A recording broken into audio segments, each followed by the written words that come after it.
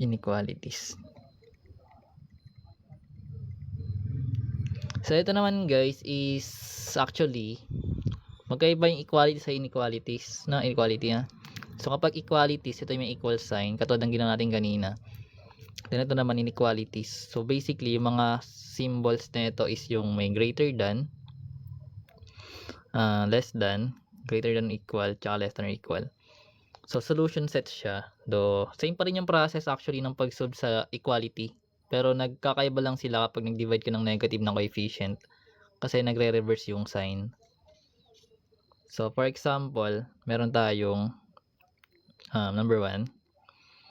Let's say meron tayong negative 2x then less than 10. So ano magiging sagot natin? Pag nag-divide tayo both side by negative 2, so instead na magiging less than, magiging greater than siya, then negative 5. Kasi positive divide negative is negative. So ganun lang yung concept. Then yung iba, halos parehas lang siya sa equality. So next tayo number 2. Let's say meron tayong x plus 5 greater than 12. Ganun pa rin gagawin. So isolate natin yung variable. So mag-minus tayo ng constant para ma-isolate. So matitira yung x. So hindi naman tayo magdi-divide ng negative na coefficient. So kakapi lang natin yung symbol. Then yung 12 minus 5 is 7. So ito na yung kakalabasan. Number 3. So let's say meron tayong 3x minus 4. Then less than or equal 11. So sabi nga natin guys, halos same lang siya sa equality. Then so tanggalin natin yung constant muna sa left side. So mag-add tayo ng 4. So matitira dito is 3x. Then copy lang natin yung symbol. Then yung 11 plus 4 is 15. Then divide natin both by 3. So hindi naman tayo nag-divide ng negative. So copy lang natin ulit yung symbol.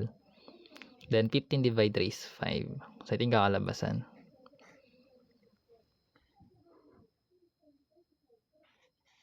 Next, number 4. Okay na kaya to? Okay na to no? Na, nagdagan na natin. Busin ko na to. Titipid din no? Nagtitipid. Number 4. Let's say meron tayong negative 5x less than 25. Ito guys. So meron tayong negative 5x less than 25. So magdi-divide tayo both by negative 5. So dahil nag-negative 5 tayo nag-divide. So magre-reverse yung sign. So positive divide negative is negative. So magiging negative 5. Kasi 25 divide 5 is 5. So ito yung kakalabasan. Number 5.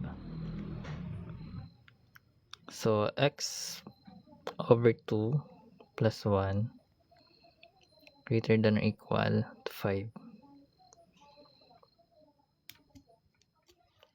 So meron tayong x over 2 plus 1 greater than or equal to 5.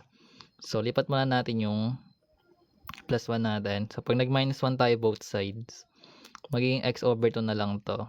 Then eto naman magiging 5 minus 1 which is 4. Then cross multiply na lang. Pag divide kasi 'di ba, nag-cross multiply tayo. So magkakaroon tayo ng x greater than or equal to 4 times 2 is 8. Pero yung symbol natin ganun pa rin. So ganun yung ginagawa sa linear inequalities. So halos parehas lang nga sabi natin, pero kailangan lang siya mag-reverse kapag nag-divide ka ng negative na coefficient.